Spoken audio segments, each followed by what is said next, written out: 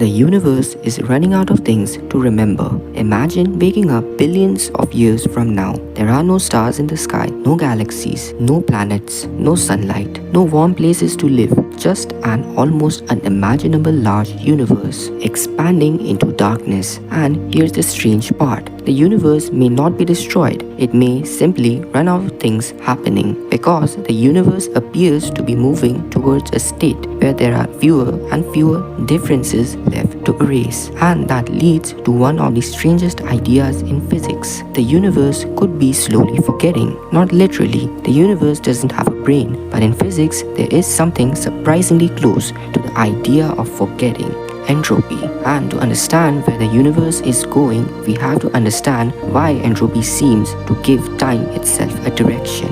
Look around you.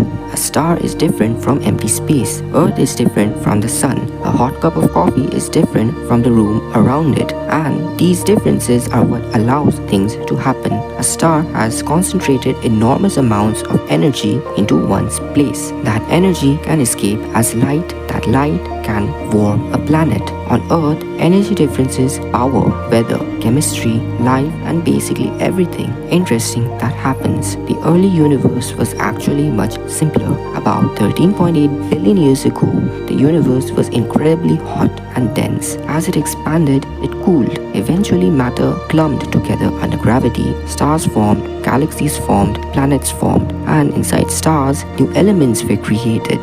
In other words, the universe went from a relatively smooth, stable state to a universe filled with structure and enormous differences in temperature, density, and energy. And those differences are important because without differences, nothing much happens. Here's where things get weird. The second law of thermodynamics tells us for an isolated system, entropy tends to increase. You can think of entropy very loosely as a measure of how many microscopic arrangements are compatible with the macroscopic state you see. And here's why a hot cup of coffee cools down. Energy spreads from the hot coffee into the cooler room, but you never see the room simultaneously give its heat back to the coffee, making the coffee hot again. The law of microscopic physics doesn't simply forbid every reverse process. It is that the reverse outcome is fantastically improbable. There are vastly more ways of energy to be spread out than concentrated into one space. And that's where the idea of arrow of time comes from. You remember the past, but not the future. You can watch an egg fall and break. You don't watch the broken egg spontaneously jump back into the shell. The equation of fundamental physics are, in many cases, compatible with the process running in either directions. But statistically, the universe overwhelmingly evolves towards higher entropy. So the direction in which the entropy increases becomes the direction we experience as time moving forward. And now we can zoom out, way out, because the entire universe is doing something similar. Stars are enormous engines. They take relatively low entropy fuel and transform it, releasing energy as radiation. The sun has been doing this for about 4.6 billion years, and it will continue for billions of years more.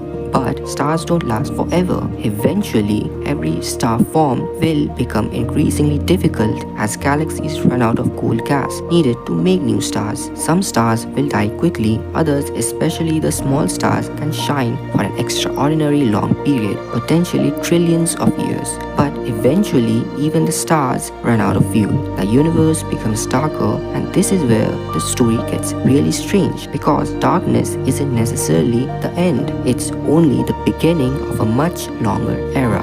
Imagine a universe with no stars. There could still be planets, stellar remnants, black holes, and other matter, but the brilliant era of starlight would be largely over. White dwarfs would cool, neutron stars would remain, black holes would continue to exist, and galaxies would become increasingly isolated as cosmic expansion separates distinct structures. The universe would become colder and emptier, but there would still be something happening. Gravity, objects would collide, black holes would merge, matter would fall into the black holes, and over enormous stretches of time, even these processes would gradually run out. This is the universe moving towards the often called heat death. But don't let the name fool you.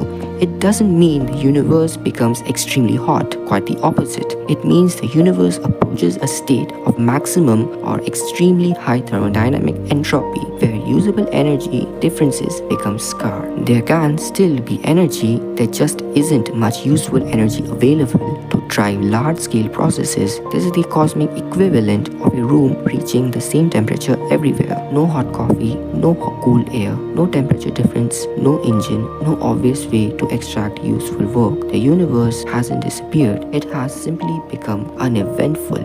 There's one problem: black holes are incredibly persistent. They can survive for an absurd long period of time, but even black holes may not be eternal. Stephen Hawking showed that quantum effects mean black holes should emit extremely faint thermal radiation. As they radiate energy away, they slowly lose mass, and eventually, in theory, they evaporate completely. For a black hole with the mass of the Sun, the evaporation time is roughly 10 raised to the power 67 years, depending on the exact assumptions. For the supermassive black hole at the center of galaxies, the time scale is vastly longer. We are talking numbers so enormous that writing them down would almost become meaningless. Comparing these time scales, the current age of the universe, about 13.8 billion years, is basically nothing. And yet, if Hawking's prediction is correct, even black holes would eventually disappear.